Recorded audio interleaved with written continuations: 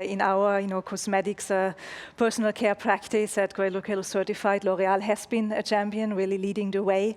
And showing also how it can be done on a grand scale. Before we dive into that, L'Oreal has set some very strong commitments called L'Oreal for the Future, sustainability commitments for 2030. And also climate action plays a big role in that. Can you speak a little bit about the commitments and how you put them into action? Sure, thank you so much. We look at it through sort of three highways, right? There's transforming ourselves, our own business, empowering our ecosystem, so we heard a lot about that today, and then working on some of the critical problems that the world is facing. So I will use that framework to actually talk about how we think about climate. So from a climate perspective, what can we do as a cosmetics and beauty company? We can work on our own sites. So I'm in the US, and we have 25 sites that are administrative sites, plants for manufacturing, as well as distribution and warehousing. So all of those sites are now carbon neutral as of last year. We do not use offsets, so that is through the reduction of energy use and the increase of efficiency, but then also through renewable energy credits and on-site renewables. So that's one thing we can do, right? Our own facilities. Then you look at our formulations. So something like a rinse-off hair care product, almost 70% of our intensity in a product footprint from one of those products actually comes from the energy it takes to heat the water that you use to rinse off your shampoo, for example. So we can work on our formulations and continually test, and we have internal KPIs that each formulation has to improve the amount of time that is spent actually rinsing off the water of a hair care product. So you have our own sites, you have our formulations, obviously our relationship with our suppliers. So we have commitments around scopes 1 and 2 for our supply chain and work very closely with them to reduce their footprints in absolute terms. So these are just a few examples. I think if you look at transforming ourselves, when we think about the business ecosystem, I talked about suppliers. We also have commitments around consumer-facing transparency to help our consumers make responsible choices when it comes to the products that we use, including how we leverage the cradle-to-cradle certification. We also talk about solving the urgent problems of the world, and that's where we have funds for regeneration of nature, as well as funds that look at the just transition. So climate change can be a really big umbrella. I think they're the obvious things. I think I even left out transportation, and we are in sustainable air fuel pilots with Delta and United in the US. So very excited about that and bringing that to our business transport. You've set these targets broad on the group level, and of course L'Oreal has many brands under the group. So how do you translate that targets into practice, those commitments with the various brands?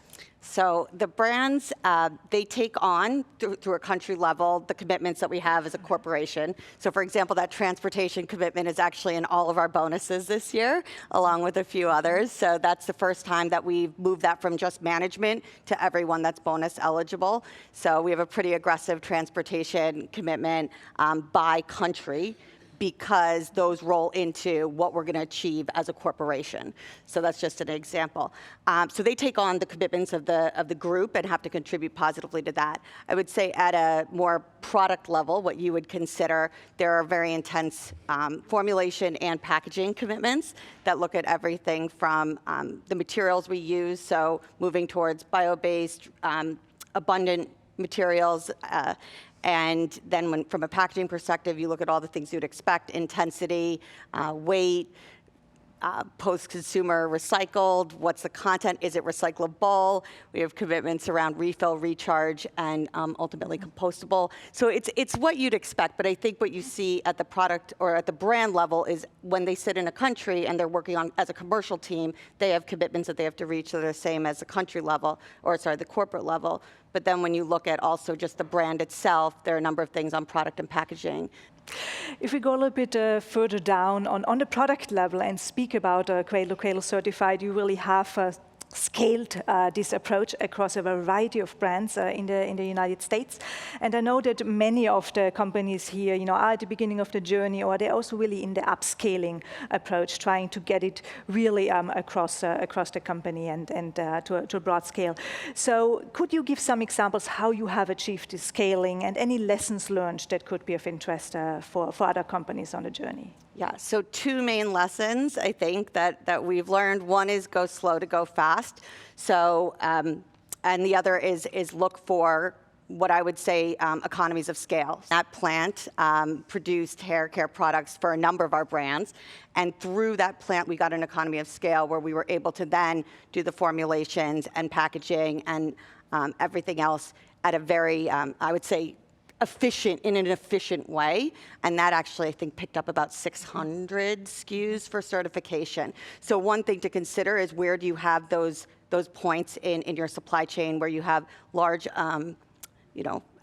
quantities of products.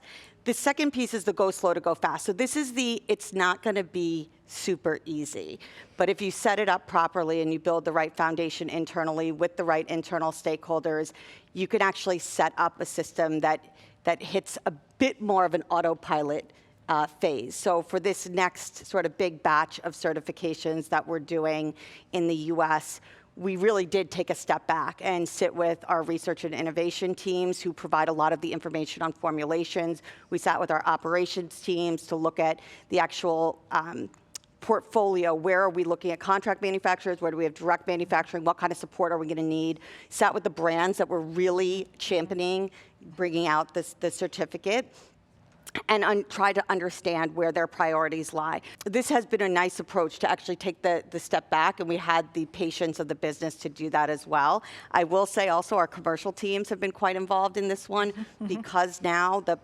certifications being recognized by a number of our retail partners in order to get into badging programs and move up in search results and the like. So this, whether or not that feels a little yucky when you combine it with sustainability, I think that gives us a whole nother audience to educate on the standard, what it means, how we then use that internally to eco-design, bring different groups along. So it's the two things, go slow to go fast, and then look for those economies of scale.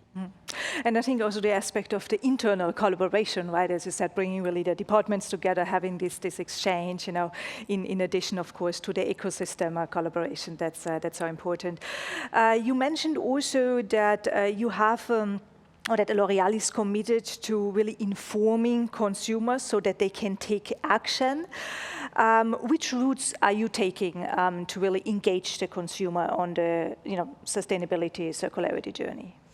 So I would say just at the sort of technical level, one thing that we committed to in 2013 is to actually do a product footprinting of all of our products and to then translate that into a consumer-facing score. And so we set out on that journey and have been actually assessing all of our products internally. And each time we do a redevelopment, they have to improve in the spot score, which actually we've now mapped with our cradle-to-cradle certification so we can see where we can get wins in both places, which is fantastic. And mostly, I would say almost all the time, they're complementary.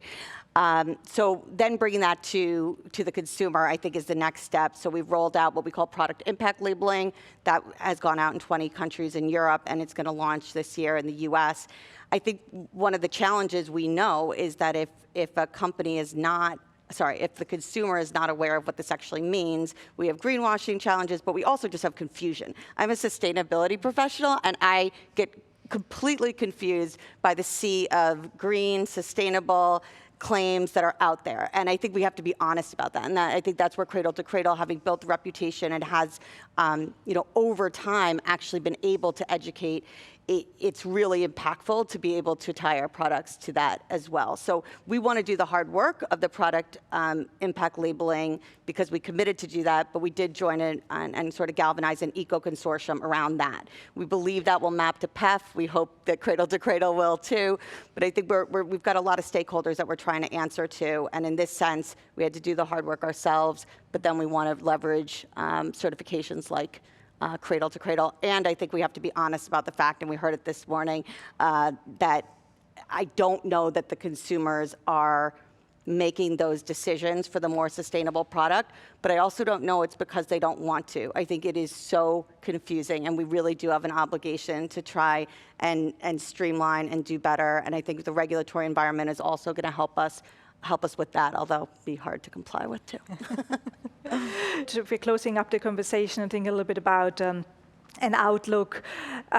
So to really drive that at scale and to accelerate maybe also to the sustainability transition, what are really key aspects that we should focus on that might be a little bit overlooked also these days in conversations or maybe in the cosmetics personal care sector in particular? So I think especially with the climate conversation, wherever I have a chance, I'm mentioning this, and we'll see what the reaction is. But coming out of the last IPCC report, the idea that adaptation needs to sit next to mitigation or be elevated in the conversation, I do think is important. And as a corporation, I believe some may think that that's me kind of shirking my duties. No, we have to mitigate, and we have a number of commitments at the site, product, transport, supplier level to do that. But the idea that adaptation needs to sit next to that and the investment and time that requires, I believe that's important to keep front of mind now. I think the second thing I would say, which is also a little controversial, is we know where we want to go with renewables, but there is also a pathway to renewables, and that pathway does involve some compromise. So how do we have a more nuanced conversation around that, where we have the right people at the table? The last thing I would just say is, the just transition, I worry sometimes that we have conversations around human rights and conversations around environment, where in truth, environmental issues are people issues and people issues are environmental issues. So the more that we can bring, I think we've now reached a point of maturity where we can bring a little more nuance, whether that's through adaptation plus mitigation, renewables and the pathway to renewables, and the just transition as an active part of any conversation, including pure environmental ones. Yeah, and my last question, the 2030 commitments, it's coming up in a few years. How will you know that you have been successful in 2030? How will you measure your success? We won't be here because all the products, we've set a new baseline, right? All the products will be Cradle to Cradle certified. Good, let's aim for that. Great, thank you, Marissa, for the conversation. Yeah, absolutely.